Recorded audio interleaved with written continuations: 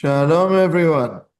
So the previous time that we met, we spoke about two main sources. One was about the souls of Tohu and the souls of Tikkun. Tohu as in something unclear, uh, not, uh, not orderly. They're souls, but HaRav Kook says that the souls of Tohu, they're people who are souls of Tohu. Their soul is higher than the souls of Tikkun. They are exceedingly great, demanding much from reality, more than their vessels are able to contain. Like there's a tremendous energy, but the vessels of this world can't contain that energy. What they want is perfection, is so high, so great, so powerful that the behavior in this world cannot contain it. And in times of redemption, chutzpah increases, as we have studied. The chutzpah, the audacity increases, and these souls want the world to change and to grow and to become perfect, and it causes they can't function within the regular world of the way people behave, and the Torah expects us to behave. So they seem to be causing terrible damage. But in truth, says HaRav Kook, there is no reason for fear. This force appears in the form of Tohu, but eventually it will become an expression of perfection, of moving forward. And it will have an enduring practical form. These are like storms. He compares it to storms, which bring generous rains. It's stormy, but it brings a blessing. And that's what he sees in it. We spoke about John Lennon's song, Imagine, meaning a world of peace and love, and everything is so great. Imagine no religion. And so nothing to fight about. So we saw, there's a beautiful, there's an aspect of a beautiful aspiration there, but tachlis, the world can't function that way. But we do have to extract from that desire what it can, the blessing that it can bring to the world. We also mentioned, I wasn't familiar with the song, but someone mentioned it then, maybe Mark, if we're talking about John Lennon, let's talk about the Beatles, a song called Revolution. And he says, the song says, you say you want a revolution. Well, we all want to change the world. So the neshamot, the souls of Tohu, want to change the world. You tell me that it's evolution. Well, we all want to change the world. When you talk about destruction, and here comes the interesting line, don't you know that you can count me out in? So, people are talking about change the world, and then it becomes destruction. And he says, count me out in. What Am I does in or that out? mean? Count me out in. That's the point. Count me. I'm in. No, I'm out, because the idea of change, the idea of revolution, the idea of things that need to be changed in the world, I'm in. No, but you're doing it in a destructive way. I'm out. But I want to perfect the world. I'm in. But you're not doing it in a constructive way. I'm out. So that's the tension of an interesting line of a song. Count me out in. So HaRav Kook, most rabbis say, count me out. This is not the letter of the law. And HaRav Kook says it's true. It's not the letter of the law. But in times that something good is being born, that there's something happening in the period preceding the birth of a new world, he calls it, then there's something happening, and you have to try and pull that process to a positive, constructive place. So that's one source that we studied previous time we met. The other source was based on the pasuk in Yechezkel, where in the beginning of Yechezkel, when the prophet Yechezkel says, I am among the exiles, va'ani betoch hagolah, literally meaning I myself am in the exile. I'm in Bavel and not in Eretz Israel.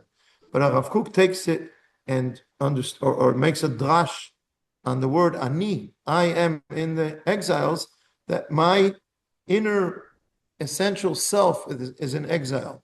Ha'ani sheli, what I really am, like my inner soul, is in exile. It's like Hashem says to Adam HaRishon, Ayeka. What do you mean Ayeka? Meaning, I know where you are physically, but where are you? Where is your true self? And he says that for instance, and we're going to focus on this today, HaRav Kook, I'm quoting from HaRav Kook, learned educators come and they only look at their students as externals. They don't understand where they're coming from. So they add straw to the fire. They give vinegar to those who are thirsty and stuff minds and hearts with everything that lies outside of them, and the true self is increasingly forgotten. There are young students, there's a young generation, very different from the older generation, and they have different desires and different aspirations, and the older generation, the educators, see in them only the rebellion, only that they want something to change from what everything we've known for so many centuries. And they only look at it externally. They don't delve into the depth of what is the focus, what is the soul of the desire of their students. So they add straw to the fire. They reject them, and that only pushes them away even more. And you try to give a thirsty person vinegar, and it drives them crazy. So you're not giving them the right sustenance for their spiritual desires, and you don't understand them at all because you're not looking at their ani, at their true inner self. So these were two paragraphs of HaRav Kook that we studied in the previous time we met. And now, make sure I have the page on, I have the screen on the right place. Now, yes, let's see the following. I will share the screen.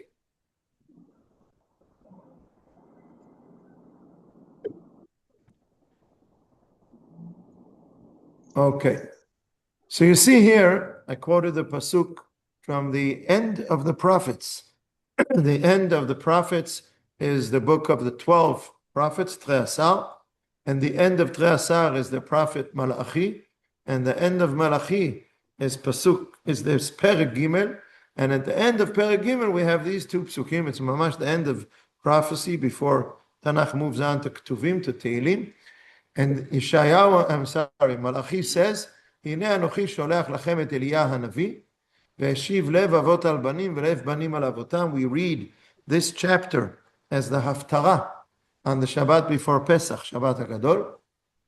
Hashem will send Eliyahu, and he will return, he will turn the heart of the fathers back through the children, and the heart of the children back through the fathers. So there's something about the hearts of the fathers and the sons that has become distant, and Eliyahu will turn them back towards one another. So usually the fathers, previous generation or generations, trying to educate the younger generation, and they move away and we want them to come back. And the educators and the parents want to pull the children back to where the older generation comes from. But that is not, Rav Kook is pointing out for us that is not what the pasuk says. The pasuk says that it has to be a two-way road of fathers returning to children and children turning back to their fathers. And that is interesting. And Rav Kook in a few places in his writings relates to this, and we'll see two of these places. And first we're going to look at a letter. We haven't done this in the past. A letter of Rav Kook, and I have to give a little bit of background. Just take a quick look here at the beginning of the letter. The date is Kaf Aleph Menachem Av Taf Reish Samech Daled, 1904. Anything interesting about that date? Kaf Aleph Menachem Av Taf Reish Samech Daled? Zionist conference? Not that I'm aware of, I don't know. Can I just mention something? Yes. When was the Zionist conference? Sorry, Eliezer? When was the Zionist conference? I don't know, but I don't know that detail, but that's not what I'm pointing to in that specific date. Tova, what were you saying? Yes, I want to say that maybe the translation should be, I will send you Eliyahu the prophet, that he may turn the hearts of the fathers to their children, back to their children, and the hearts of the children back to their fathers. Yeah. Yeah. Okay. This is one translation. There can be others, but the main point is that the fathers and children, there has to be a movement in both directions. It's not one way. Okay. Going back to the letter and to the date, hint, hint, hint.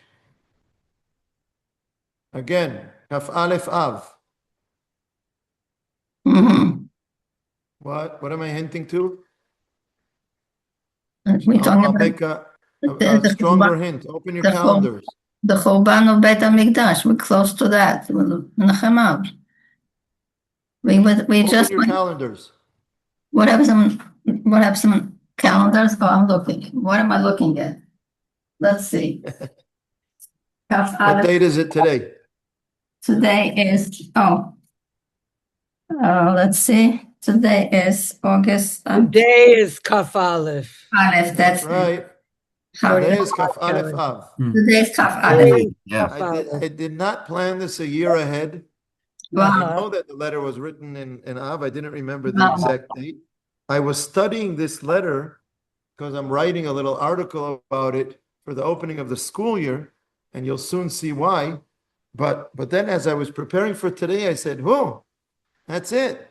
This letter was written today, 122 years ago today.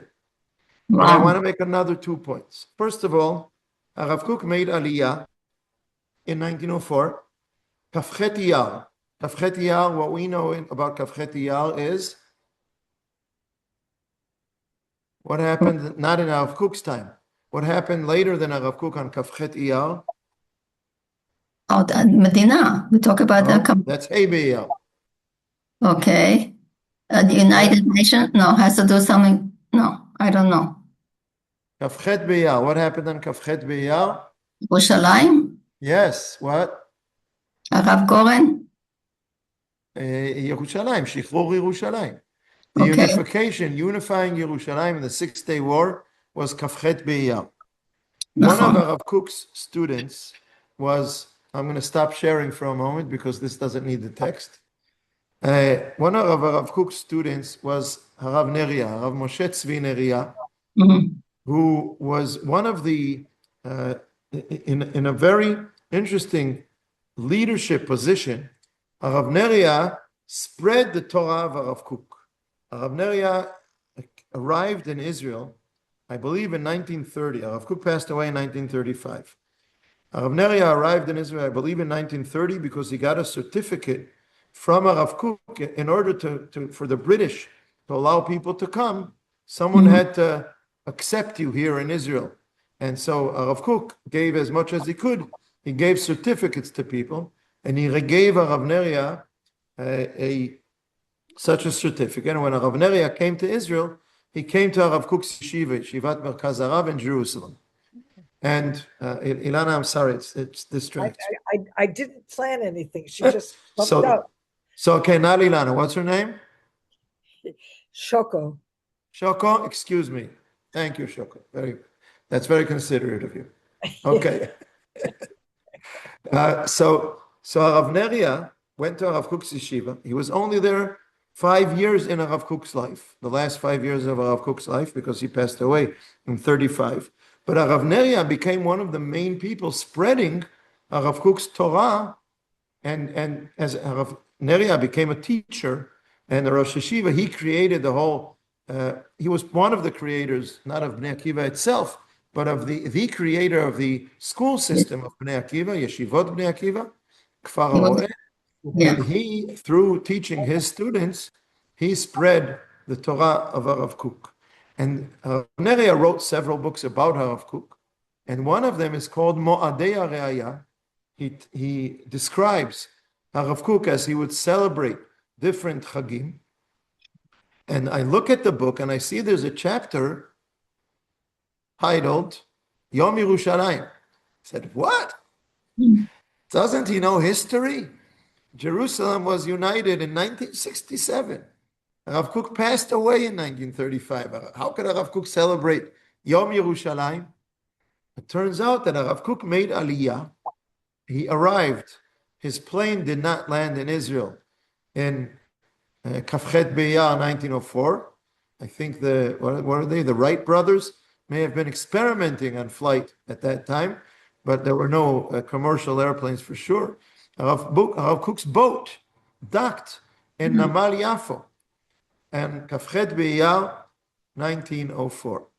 And less than 3 months later, I'm going back to the letter now, less than 3 months later, Kaf Aleph Av, he writes this letter.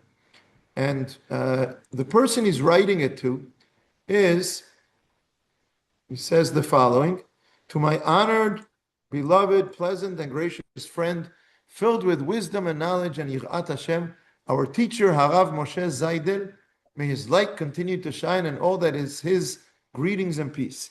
HaRav Dr. Moshe Zaidel was not really a equal friend of HaRav Kook. He was a student of his, a chevruta, younger than HaRav Kook, but he learned with HaRav Kook. HaRav Kook was born in Lithuania, and in the area which is today the border of Lithuania and Latvia. And he was the rabbi. His first rabbinic positions were in two of the Jewish communities in the area. And Zaidel was a young man born in that area, and he came to study with HaRav Kook, from HaRav Kook, with HaRav Kook. He's younger than HaRav Kook. And then in 1904, HaRav Kook made Aliyah to Israel. Zaidel remained in Europe. Zaidel and another student named Binyamin Menashe Levin went to study in university in Europe. These are religious young men growing up in the traditional religious communities in Eastern Europe who had apparently an interested, curious, modern mind, and they went to study in university. They studied in Switzerland. Now you think of these young men who came from shtetls, from these traditional Jewish shtetls in Eastern Europe, and they go to Western Europe, to Switzerland, and they're studying there in university. Obviously, they're going to have a lot of questions. They're going to be confronted with a new, open, liberal in the terms of the beginning of the 20th century, but a world very different from theirs that puts in place so many questions and confrontations for a young, religious Jewish young man. And HaRav Kook was the rabbi that they would ask these questions. And thank God there was no email or WhatsApp at that time, because if there was, we wouldn't have the correspondence between Zaidel and HaRav Kook, but they didn't have WhatsApp or email, so they had to write letters. And Zaidel would write letters to HaRav Kook, and HaRav Kook would answer him in lengthy letters, which bring us in the compilation called Igrot HaRaya, the letters of HaRav Kook. We find many of the answers that HaRav Kook wrote to Zaidel relating to all kinds of questions of the meeting of traditional Judaism with the modern world of the beginning of the 20th century, questions about Darwinism, evolution, questions about archaeological finds, all kinds about morality, about freedom, all kinds of very interesting questions. This letter, Kaf Aleph Av 1904, less than 3 months after HaRav Kook made Aliyah, is the earliest dated letter. If there was a letter before, then we don't have it in Igrot HaRaya. This is the earliest dated letter. And if you read the letter, you see that it's the first one that HaRav Kook wrote to Zaidel. Zaidel, by the way, ended up immigrating to the United States and then making Aliyah to Israel.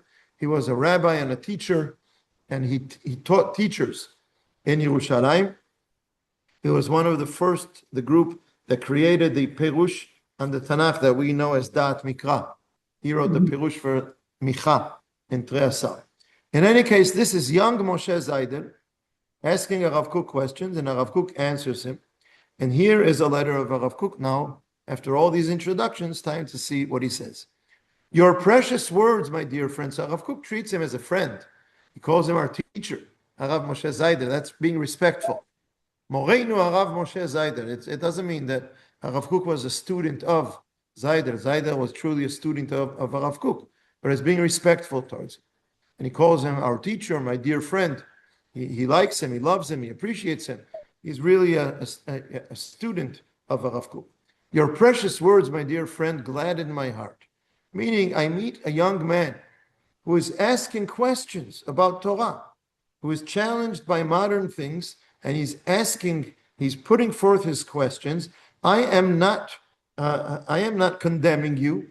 I am not telling you, no, don't ask such questions. No, I am I am, what's the opposite of condemning? I am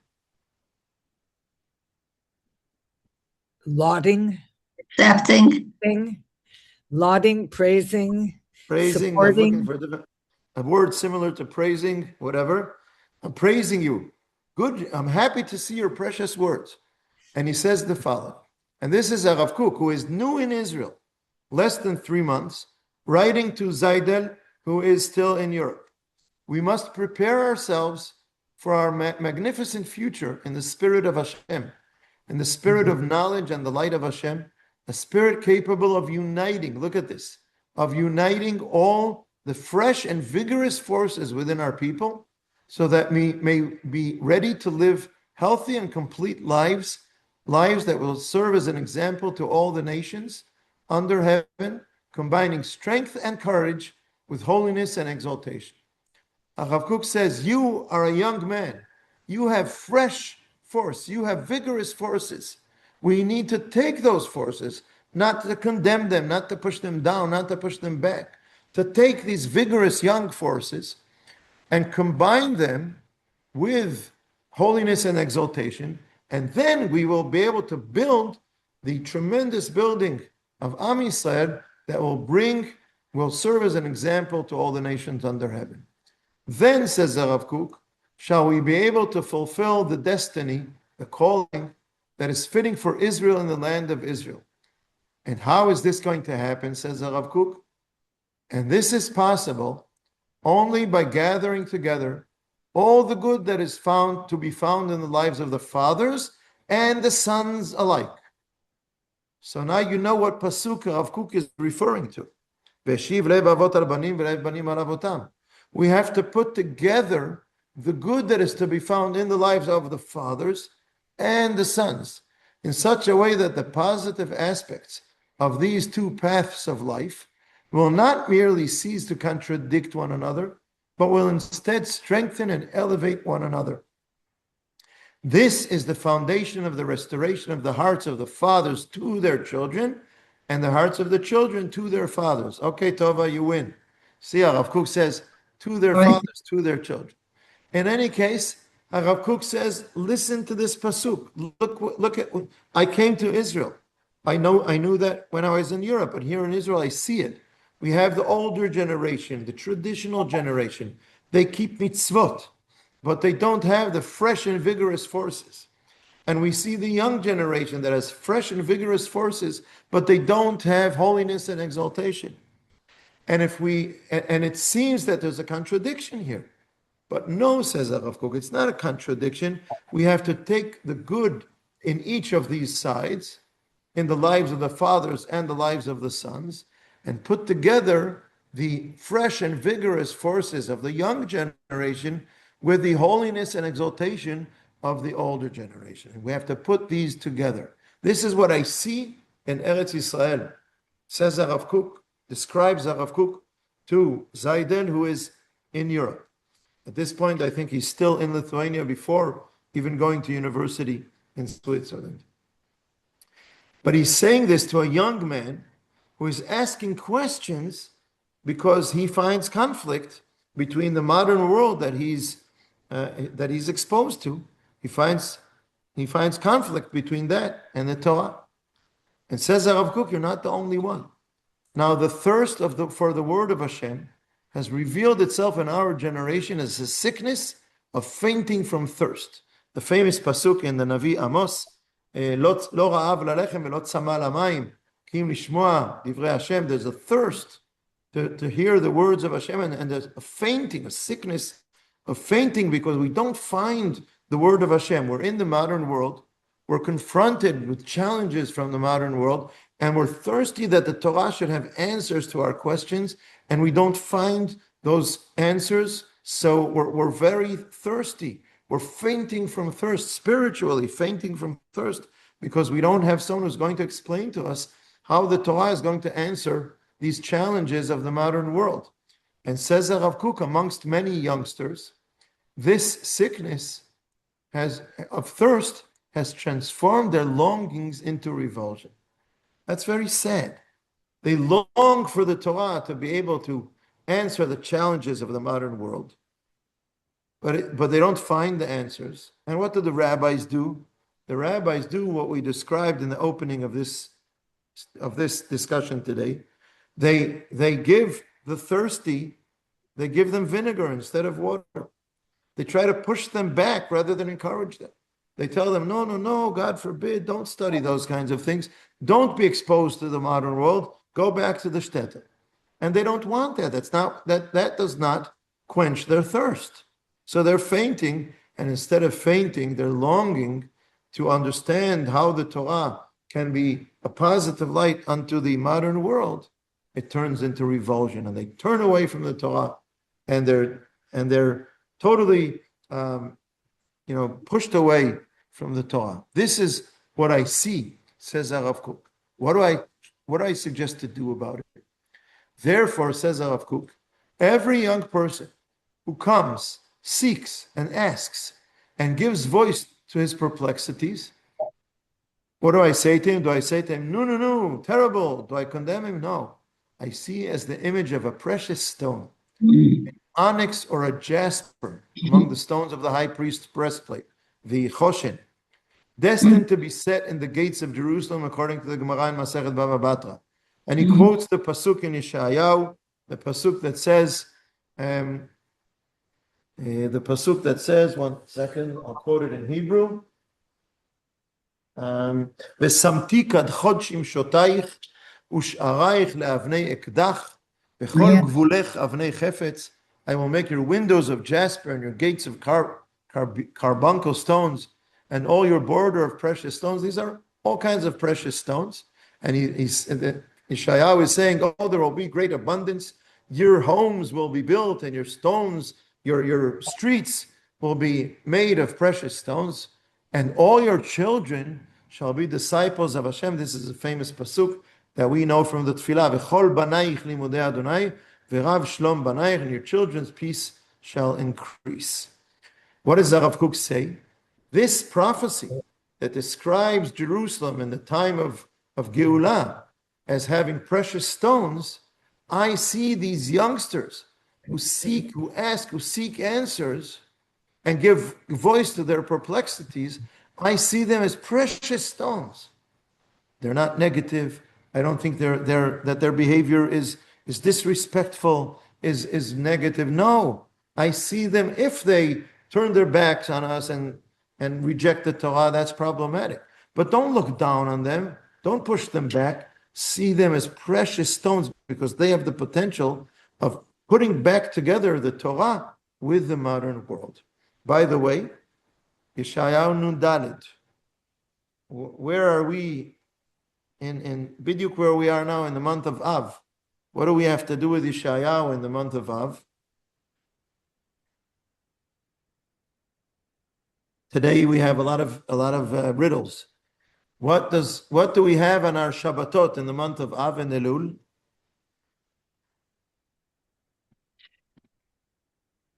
Oh. What do we read? The 7 chapters. Haftarot Nechama. Tova, you get a prize today. Thank Haftarot you. Nechama. I'll give you, like the kids in Ghana, I'll give you a smiley. Yeah. The Sheva Haftarot. All of the Haftarot are Haftarot from Yeshayahu. Guess what? What is this coming week's parasha? Parashat Re'eh. Chapter in Yeshayahu, that is the Haftarah of Re'eh. Yeshayahu 54. 54. This pasuk is the Haftarah of this coming Shabbat. And it was the Haftarah of the coming Shabbat when HaRav Kook wrote this letter 122 years ago today. I checked the calendar. Kaf Aleph Av. Wow, you know what day it was in the week? 122 years ago? It was a Tuesday. And that Shabbat was Parashat Re'eh. And I'm convinced, I can't prove it, that HaRav Kook was already thinking of the Haftarah of Shabbat. That's what he had in his mind. And he was thinking of the description of Yeshayahu of precious stones.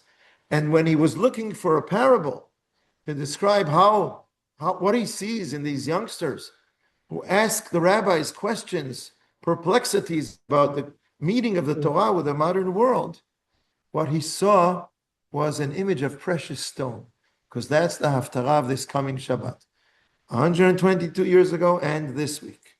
So going back to what he's saying is, it's a good thing that you send me letters and you ask me these questions. It's precious, it's beautiful. We're not done yet. Says HaRav Kook, therefore, my entire desire is that young people become accustomed to studying the moral and intellectual dimensions of the Torah. Not only the Gemara and the Halacha, we also have to study the moral and spiritual, as I'll say in a moment, as their study gradually expands and deepens into the moral and contemplative aspects of the Torah, not only the actions, also the morality and thoughts and philosophy of the Torah. As they grow in studying this part of the Torah, it will refine the spirit and restore the soul, and then it will bear fruit for the good to the point that it will even elevate and broaden the practical dimension of Torah observance. If we deepen the understanding of the heart of the Torah, the spirituality of the philosophy, about the morality of the Torah, then it will result in returning and connecting to the practical dimension of Torah observance. So what we should do with the youngsters is teach them in depth, in breadth, the moral, intellectual, contemplative, philosophical aspects of the Torah, and through the philosophy and understanding and spirituality of the Torah, that will connect them to deal with the modern world, and that will bring them back to Torah observance, instead of feeling feelings of revulsion towards the Torah. They will once again return to their love of the Torah. Therefore, says HaRav Kook personally, individually, to Moshe Zaiden, when I saw your words, again, this is the first response, first letter that HaRav Kook is responding to Zaiden. In the continuation of Igrot HaRaya, there are several more letters with lots of issues that they discuss in this correspondence. This is the first one. Says HaRav Kook, when I saw your words, your inquiry into the intellectual dimensions of the Torah, and when you brought your questions before me, I rejoiced. And I hope that many shall go to and fro, and knowledge shall increase. So he's saying, I hope there will be many more youngsters like you who will ask questions, will go and meet the modern world, will return with their questions, and will bring us back to the depth of the Torah, and through that, the observance of Torah, of the practical dimension of the Torah, will increase. Before we end the quote of the Torah of HaRav Kook, I want to quote another source where HaRav Kook discusses the pasuk "Ve'eshiv lev avot al banim ve'lev banim al avotam," and that is in a very famous piece that HaRav Kook wrote, article, if you like, called Ma'amar Hador. Hador is the generation. HaRav Kook tries to describe the younger generation in the beginning of the 20th century, very powerfully connected to Judaism, to Am Yisrael, to Eretz Yisrael, Zionism, ready to sacrifice their lives to dry up, how do you say, bitzot, to settle Eretz Yisrael. Swamps. The swamps, thank you, to dry up the swamps, to make aliyah in the difficult conditions and so on. And at the same, and they're very, they have a very strong motivation for morality and equality and freedom, but no Torah observance. So it's a challenging generation, and he writes a whole piece about the generation. It's called Ma'amar Hador. And at the end of this piece about the generation, he once again returns to the pasuk in Malachi, and he says the following: the hearts of the fathers will begin to recognize all the treasures of goodness and all the hidden potential for greatness within their children in the depths of their vibrant and living souls. And the children will recognize the holiness and purity, the majesty and splendor that fill the hearts of their fathers, qualities that they have inherited from generation to generation, through their preservation of the sanctity of the Torah and its commandments, and through their inner attachment to the name of Hashem. So each one, the younger generation, rejects and looks down on these characters of the older generation of holiness and commandments and things like that. And the older generation looks down on the vibrancy and the renewal and all kinds of things in the younger generation, but there's no Torah. And each one looks down and with a negative perspective at the other. And HaRav Kook says we are going to come to a day when each side will see the beauty, the positive aspects in the other side, and then we will be able to put them together. And each will receive from the other all that is good, all that is worthy and fitting. Once the light of wisdom, courage, strength, and humility has begun to shine forth from both sides. Both sides need humility. Anava. The younger generation has to have humility that, you don't know everything. You know the famous quote, the children at 17, 18, they look down upon their parents who are old-fashioned and they don't understand anything, and the kids think they know everything. And then by the time they're 19 or 20, they realize that their parents actually know some things that they haven't yet experienced. Or as a friend of mine put a sign on his door of his house, is saying to his children, if you want to be totally independent, you're welcome to rent your own place, but you better do it while you still know everything. So HaRav Kook is saying the younger generation needs the humility to understand that they have a lot to take from the previous generations. But also the older generation needs humility to understand that it is possible, that there's something that the younger generation is exposed to and understands that the older generation has not yet, say it in Yiddish, has not yet chapped, they didn't get it yet. And don't look down, don't say to the younger generation, oh, we know everything, you don't know anything, you're just young and frivolous and rebelling. Yeah, you'll come back to us. No, have humility also from the older generation towards the younger generation.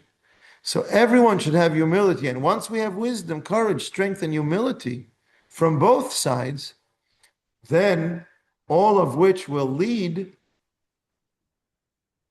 to a firm recognition that only through the spiritual unification of the younger Israel with the older Israel will salvation come and redemption will emerge. So this is what we need in order to create a solution for this distance that is growing between the younger generation and the older generation and the Torah. Because what we're not doing is we think that we grew up with Torah, we have all the answers, we know everything. They don't understand, they don't have emunah, they don't keep mitzvot, they don't keep the practical aspect of the Torah. What did HaRav Kook call it before? The practical dimension of the Torah, is that what he called it? Yeah, the practical dimension of the Torah observance. So they don't understand anything, and we just have to erase all this new knowledge and nonsense that they've taken from the world, and we just have to teach them the old ways, teach them the Torah. They don't know anything. And the Rav Kook says, no, that's not. Look at Malachi. Look what he's saying.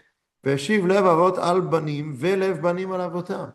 Yes, it's true that the sons have something to learn, very important to learn from the fathers. But dear fathers, these can be biological fathers raising and educating their children. These can be rabbis and educators teaching the younger generation. No, not only they have what to learn from you, we all have what to learn from them. Don't look at the younger generation with their questions, with their attitudes, and just look down upon them and reject them.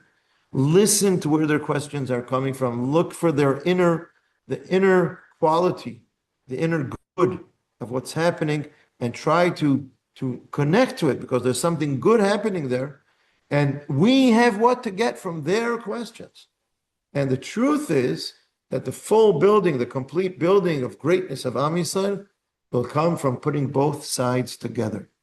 So going back to education, going back to what we saw in the previous time that we studied, to what we saw about the necessity of how you have to see what is the inner quality of the person who's asking questions, who has dilemmas about the Torah and so on.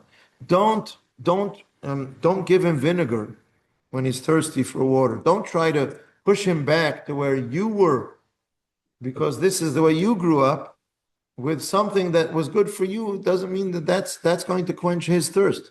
You have to listen to him and give him something else. And more than that, you have what to gain. We all, as Am Yisrael, as representing of putting together the Torah of Hashem for the world, we all have what to gain and to learn from looking at one another and being humble and being open to learning from what's going through someone else's life, and put the two together.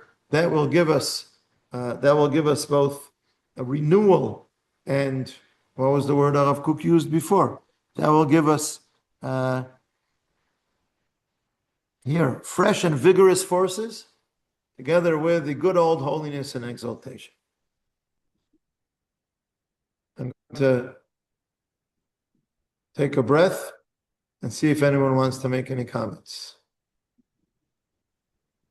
Yeah, I have one comment about what you read and what Rav Kook said.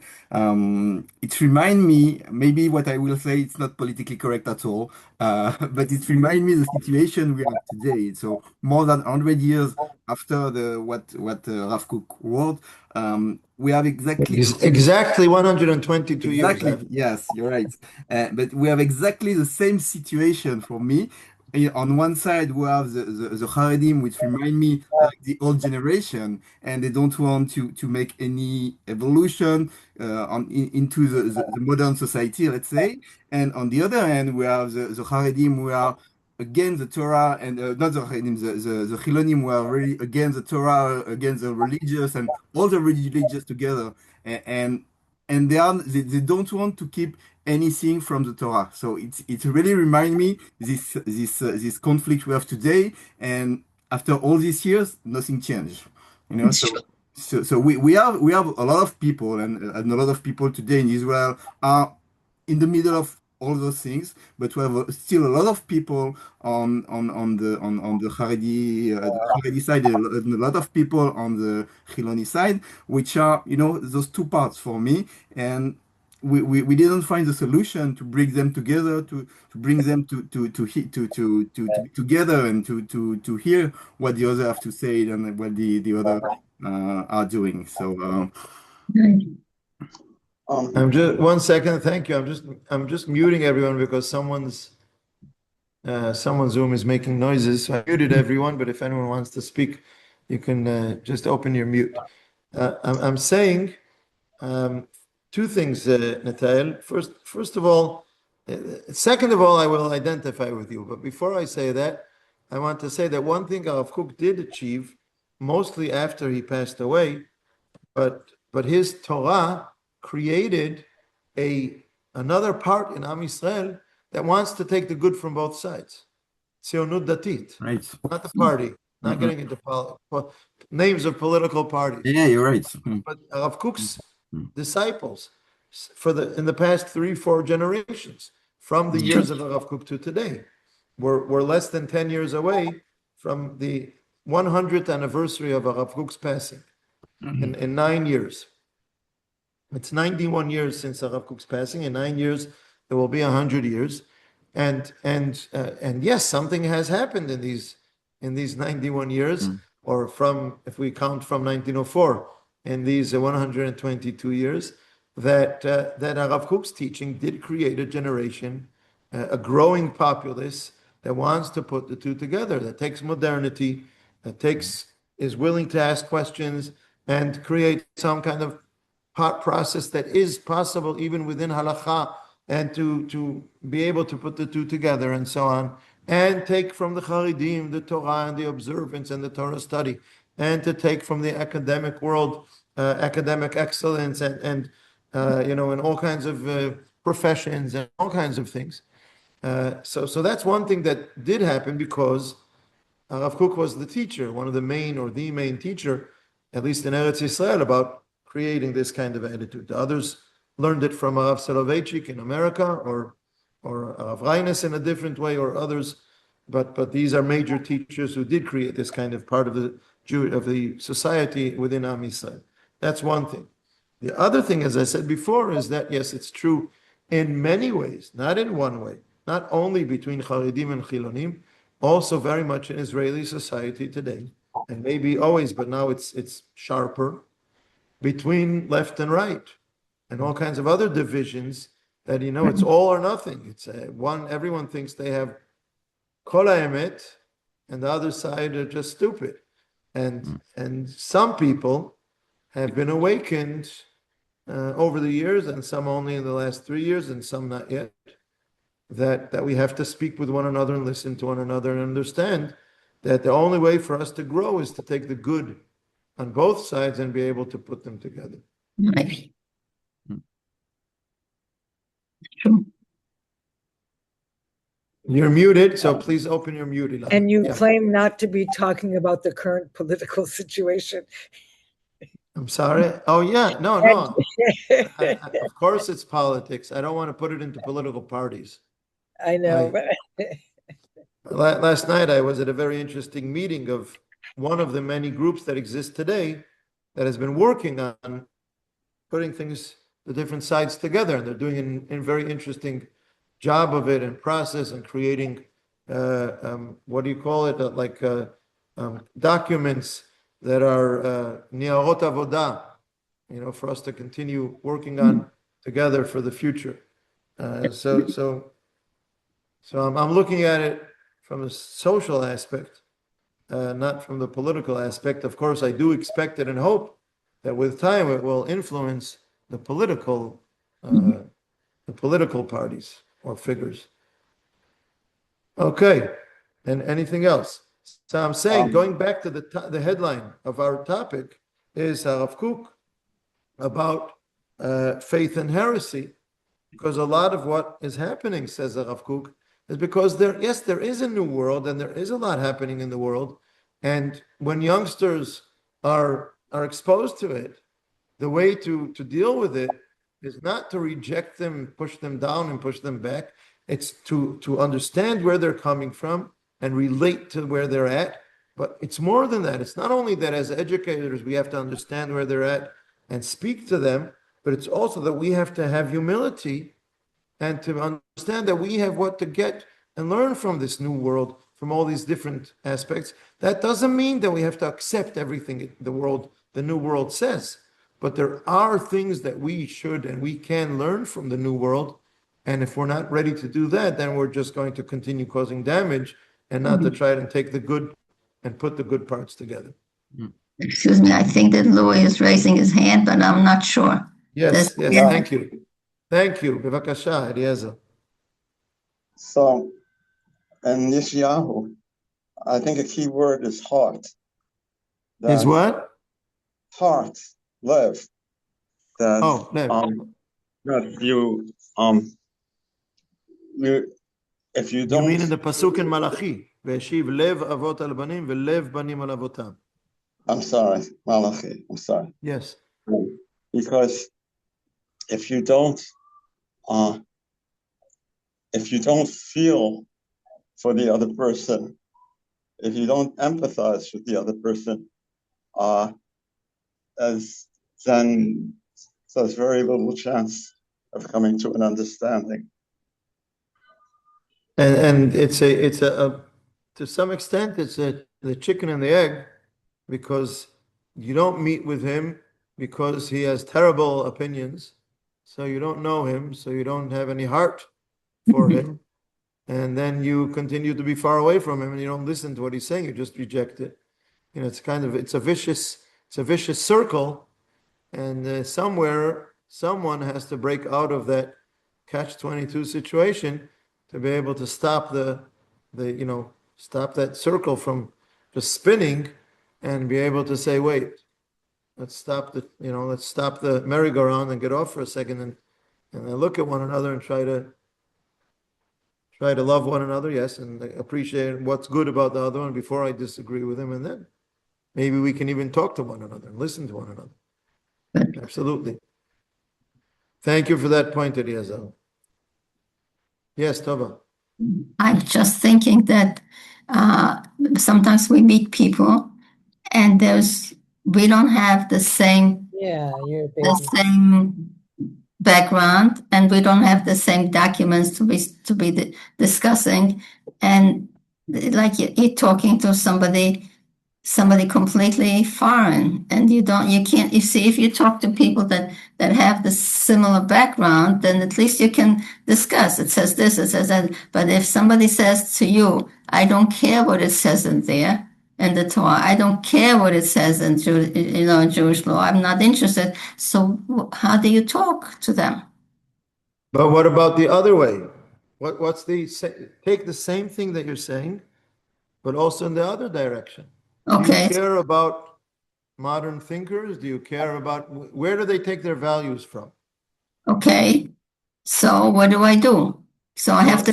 So I'm telling you from last night, they quote Berel Katzenetzer. They have their thinkers. And one of the things that you can do, that groups like this sometimes do, is that they study one another, they learn from one another. One of the things that was described, I came to a meeting last night, but the meeting was of a group of people that has been meeting for more than 2 years. It's very interesting. It's a group from Otef Aza, from Nachal Oz, that were evacuated to Kiryat Gat, Karmei Gat. It's a kibbutz that was put in a high riser in a building, an apartment building, and they created in the neighborhood a chadar ochel, so that they would have a little bit of kibbutziyut left, and they had demonstrations for freeing the hostages, and a group of people from the Yishuvim in Gush Etzion started coming to the demonstrations in Kiryat Gat, and then they met and they formed this group. It's called Brit HaNegev ve'Ahar. Har is Gush Etzion and Negev is the people from Otef Aza. And one of the things that they did is they called it radical listening, Hakshava Radikalit. They had a meeting where the left presented their positions, their beliefs, their ideals, and the right wing people had to just listen to everything.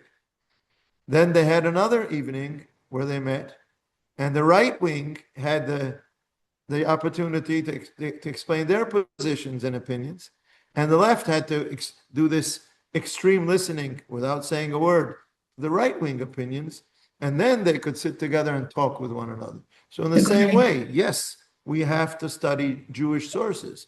Yes, we have to be open to studying. They have to be open to studying Jewish sources. Yes, we have to be open to studying the philosophical moral sources that their thinkers take from, and not just what's on the news. But yes, we have to be able to put this together. That makes sense. Then you have something to discuss. But if you don't know the sources and then you just yell at each other, you don't gain anything. Okay, very good. Okay, any further comments? Okay. Ezrat Hashem. Something, Nathaniel, you want to say something? More sources next time. When are you going to share this perspective with some of the current parties running for Knesset? Right after I create my own party. I'll have to get your own party. I'm in some of these groups that meet and talk. One of them is called Arivon Revi'i, if you've heard of it. Most people have heard of it. And it wasn't surprising, but they made a decision to try and become a political party. And as a member, there was a vote. And I voted against becoming a political party. Because there are too many. And the majority was in favor of becoming a political party. So that's that for that group for now. But But the reason I was opposed to it was not because I don't want them to become a political party. I thought it was too early, too soon. And they were growing very nicely socially. And they should continue doing that for another year, 2, 3, and then become a political party, not when there are elections in 3 months and you have to put things together. Right now, I think it's a balagan. You'll have a lot of small parties who want this kind of, I agree with what they're doing, but I think we have to grow in the amount and the weight of these groups in society before we can turn that into a political party. But we don't need so many parties. I think we should right, they will have a lot of small parties. We have Each to one cut. thinks of this. There are many, many, many different groups like this, and they're all small. So So if what? they grow and they all become united, or one of them becomes the leader and others join them, okay, so then we can have a strength together. Okay, let's hope. We have to pray a lot. Yeah, Okay, thank you very we much. have to pray a lot, and in these political times, vote for the right party. All right. No, we're not going to say anything further than that. Okay, we'll try. Thank you. Okay. Good. Bye. Good night. Thank you.